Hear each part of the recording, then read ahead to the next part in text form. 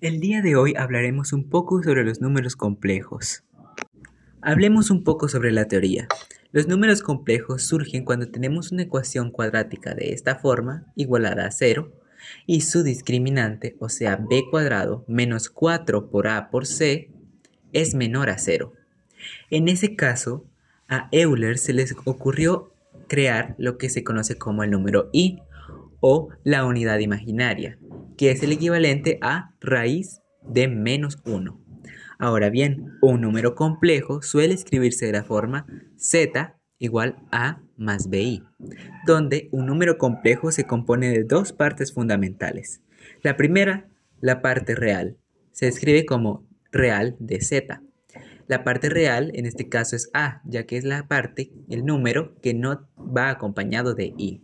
Y la parte imaginaria, que lo escribimos como im de z, es b en este caso, porque es el número que está acompañando a i, o sea, a la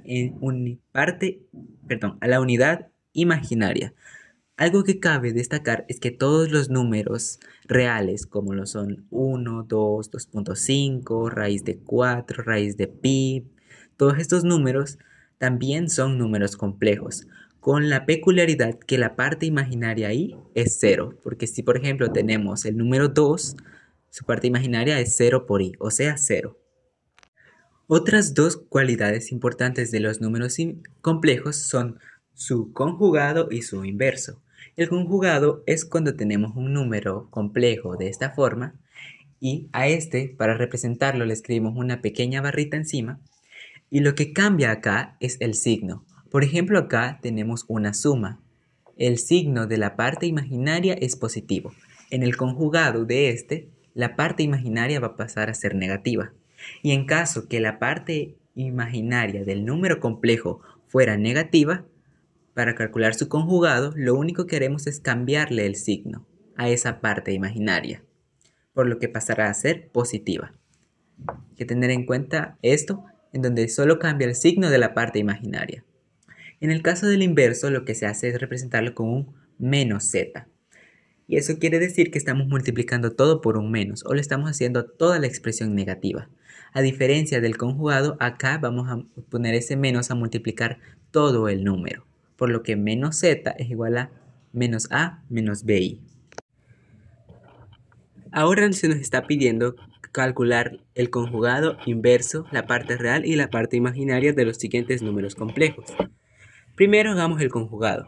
Recordemos que para sacar el conjugado, el signo de la parte imaginaria va a cambiar.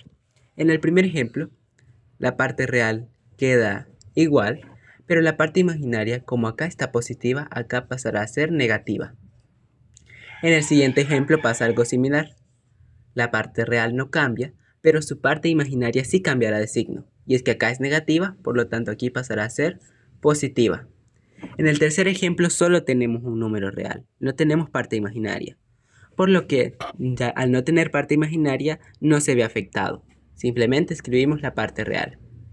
En el siguiente solo tenemos un número imaginario. Recordemos que el conjugado cambia el signo del número imaginario, por lo que aquí está negativo, acá pasará a ser positivo. En el último ejemplo, el menos 7 solo va a bajar y el 5i cambiará de signo. Acá es positivo, acá pasará a ser negativo. Ahora, ¿cómo calculamos su inverso? Bueno, recordemos que es lo mismo que multiplicar por menos 1 o ponerle un menos o cambiarle el signo a cada número de la expresión. En este caso tenemos 8 más 3i, su inverso va a ser menos 8 menos 3i. En el siguiente caso tenemos 2 menos 4i, por lo que su inverso va a ser menos 2 más 4i. El inverso de 5 va a ser menos 5. El inverso de 3i, menos 3i, perdón, va a ser 3i. Y el inverso de menos 7 más 5i va a ser 7 menos 5i. Si nos fijamos, todos estos son lo negativo de la primera expresión. Ahora, ¿cómo calculamos la parte real? Recordemos que la parte real va a ser el número que no lleve la i. Por lo tanto, la parte real de este ejemplo, el número que no lleva la i, es 8, por lo que la parte real es 8. La parte real de acá es 2, porque no lleva la i. La parte real del tercero es bastante sencilla, ya que solo tenemos un número real, por lo que su parte real es 5.